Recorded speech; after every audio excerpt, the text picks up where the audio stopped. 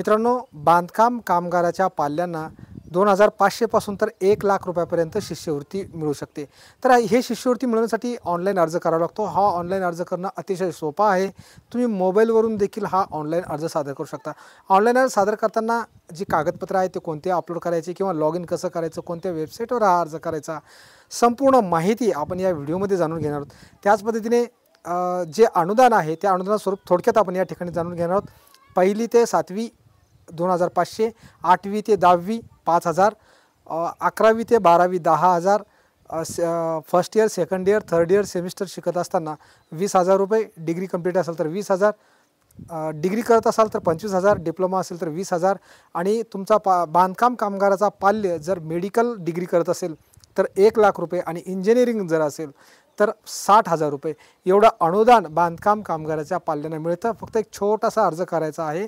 अर्ज करताना कागदपत्रे जी अपलोड करायची आहेत ती कोणकोणती करायची आहेत या संदर्भातील सविस्तर माहिती आपण या व्हिडिओमध्ये जाणून घेणार आहोत. त्यामुळे हा व्हिडिओ शेवटपर्यंत नक्की बघा. बांधकाम कामगार योजनेचा हा अर्ज ऑनलाईन पद्धतीने मोबाईल भरण्यास सुरुवात करण्यापूर्वी तुमच्या मोबाईलमध्ये मार्कशीट, बोनाफाईड प्रमाणपत्र, कॉलेजचे ओळखपत्र, राशन कार्ड आणि पाल्याचे मतदान कार्ड ही सर्व कागदपत्रे तुमच्या मोबाईलमध्ये सेव्ह करून घ्या. आता तुमच्या मोबाईलमधील क्रोम ब्राउझर ओपन करा. ब्राउझरच्या सर्च बारमध्ये बांधकाम कामगार असा शब्द टाकून सर्च करा. कन्स्ट्रक्शन वर्कर अशी लिंक येईल, त्यावरती टच करा. या ठिकाणी तुमच्या मोबाईलच्या स्क्रीनवर महाराष्ट्र इमारत व इतर बांधकाम कामगार कल्याणकारी मंडळाची ही वेबसाईट ओपन झालेली असेल. पेजला थोडे खाली स्क्रोल करा. या ठिकाणी अप्लाय ऑनलाईन फॉर क्लेम या बटनावरती क्लिक करा किंवा टच करा. सिलेक्ट ॲक्शन या बटनावरती टच करताच या ठिकाणी 2 पर्याय येईल. एक म्हणजे न्यू क्लेम आणि दुसरा आहे अपडेट क्लेम. तर तुम्हाला जर अर्ज करायचा असेल, विविध योजनांसाठी अर्ज करायचा असेल किंवा स्कॉलरशिपसाठी अर्ज करायचा असेल तर या ठिकाणी न्यू क्लेम या बटनावरती टच करा. अर्जदाराचा बांधकाम कामगार नोंदणी क्रमांक टाका आणि प्रोसीड टू फॉर्म या बटनावरती टच करा. तुमच्या मोबाईलवर आलेला OTP दिलेल्या चौकटीत टाका आणि व्हॅलिडेट OTP या बटनावरती टच करा.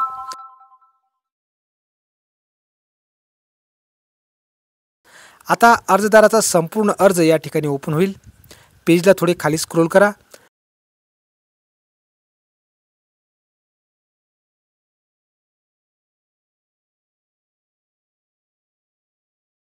योजना श्रेणी निवडा, या चौकटीवरती टच करा. शैक्षणिक कल्याण योजना हा पर्याय निवडा.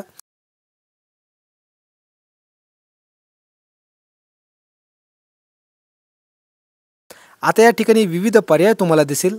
तुमच्या पाल्याचे जे शिक्षण असेल ते या पर्यायामधून निवडा. आपण 10वी पाससाठी शिष्यवृत्ती योजनेसाठी अर्ज करत आहोत, त्यामुळे आपण या पर्यायामधून नोंदणीकृत बांधकाम कामगाराच्या पहिल्या 2 पाल्यांना इयत्ता 10वी व 12वीमध्ये 50% किंवा अधिक गुण मिळाल्यास रुपये 10,000 या ऑप्शनवर टच करा. मुलीचे किंवा मुलाचे नाव निवडा. या ठिकाणी नाव अगोदरच आलेले आहे, तुम्हाला फक्त त्यावर टच करायचे आहे. इयत्ता निवडा. या ठिकाणी आपण 10वी निवडत आहोत. शाळेचे किंवा महाविद्यालयाचे नाव इंग्रजीमध्ये टाईप करा, ते आपोआप मराठीमध्ये खाली टाईप होईल. त्यानंतर शाळेचा किंवा महाविद्यालयाचा पत्ता टाका. मार्कशीटवरील आसन क्रमांक टाईप करा. पाल्याने दिलेल्या परीक्षेच्या शिक्षण मंडळाचे नाव टाईप करा. उत्तीर्ण झाल्याचे वर्ष टाईप करा. ही सर्व माहिती तुम्हाला मार्कशीटवरती मिळेल. एकूण गुण आणि मिळालेले गुण टाईप करा. टक्केवारी आपोआप येईल. कागदपत्रे अपलोड करा. आता या कागदपत्रे या ठिकाणी अपलोड करायचे आहेत.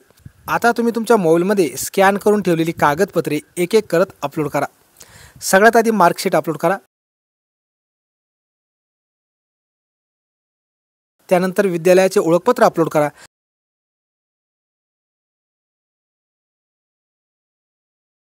चालू शैक्षणिक वर्षाचे बोनाफाईड प्रमाणपत्र अपलोड करा. पाल्याचे आधार कार्ड अपलोड करा आणि सर्वात शेवटी शिधापत्रिका अपलोड करा. सर्व कागदपत्रे व्यवस्थित अपलोड केले आहेत का हे पडताळून पहा.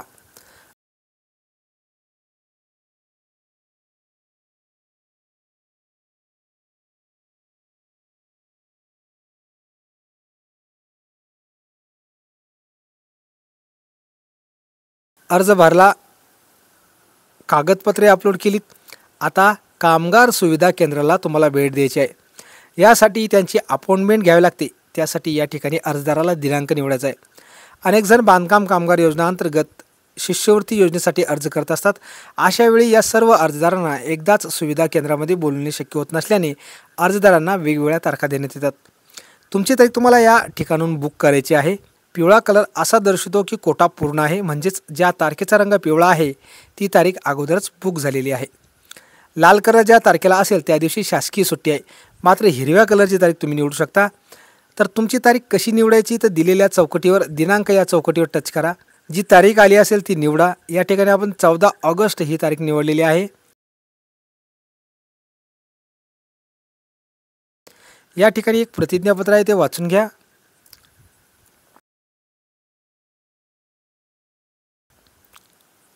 सर्वात शेवटी सबमिट या बटनावरती टच करा.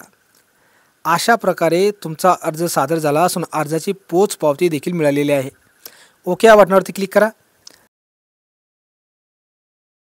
प्रिंट अपॉइंटमेंट लेटर या बटनावरती टच करा. हे बघा, या ठिकाणी तुम्ही बघू शकता की बांधकाम कामगार विभागाच्या वतीने अर्जदाराच्या नावे हे पत्र आले असून मूळ कागदपत्रासह उपस्थित राहण्याचे आवाहन करण्यात आले. या पत्राची प्रिंट काढून घ्या आणि ज्या दिवशी तुम्हाला संबंधित कार्यालयात जायचे आहे त्या दिवशी हे पत्र सोबत असू द्या. अशा पद्धतीने तुम्ही बांधकाम कामगार योजना अंतर्गत शिष्यवृत्ती योजनेचा लाभ घेण्यासाठी मोबाईलवरच अर्ज सादर करू शकता. धन्यवाद.